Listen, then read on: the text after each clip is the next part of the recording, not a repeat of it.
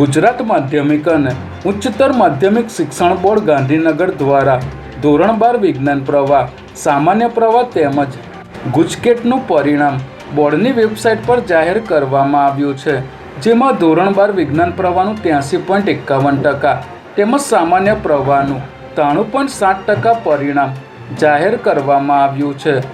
સામાન્ય પ્રવાહનું ગત વર્ષ કરતાં 1.14% વધારે, જ્યારે વિજ્ઞાન પ્રવાહનું ગત વર્ષ કરતાં 1% વધારે પરિણામ જાહેર થયું છે। ત્યારે ધાર્યા કરતાં વધારે સારું પરિણામ આવતા વિદ્યાર્થીઓએ એકબીજાનું મોં મીઠું કરાવીને ઉજવણી કરી હતી।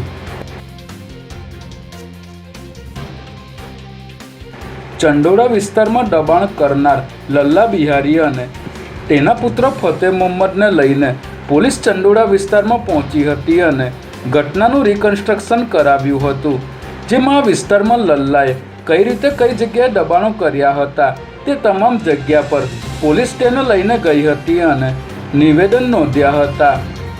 ચંડોળા વિસ્તારમાં ખડકી દેવાયેલા ગેરકાયદે ફાર્મ હાઉસની જગ્યા ઉપર પણ પોલીસ લલ્લા બિહારી અને તેના દીકરાને લઈને પહોંચી હતી અને તમામ વિગતો મેળવી હતી।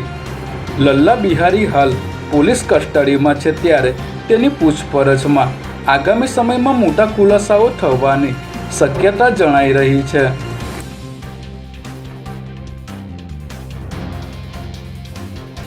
મકરબાના મુખ્ય રોડને 6 લેન બનાવ્યાને માંડ 6 મહિના જેટલો સમય થયો છે, ત્યાં આ મેઇન રોડ ઉપર જ મસમોટો ભૂવો પડી ગયો છે, જેમાં રોડ પર નાનો ખાડો હોવાથી રિક્ષા ચાલક ત્યાંથી પસાર થવા ગયો હતો, પરંતુ અચાનક રસ્તો બેસી જતા રિક્ષા તેમાં ઘૂસી ગઈ હતી। આ દુર્ઘટનામાં રિક્ષાનો કાચ તૂટી ગયો હતો અને રિક્ષાનો કચ્ચરઘાણ વળી ગયો હતો, તેમજ રિક્ષા ચાલક પણ લોહીલુહાણ થઈ ગયો હતો, જે બાદ તેને તાત્કાલિક હોસ્પિટલ ખસેડવામાં આવ્યો હતો।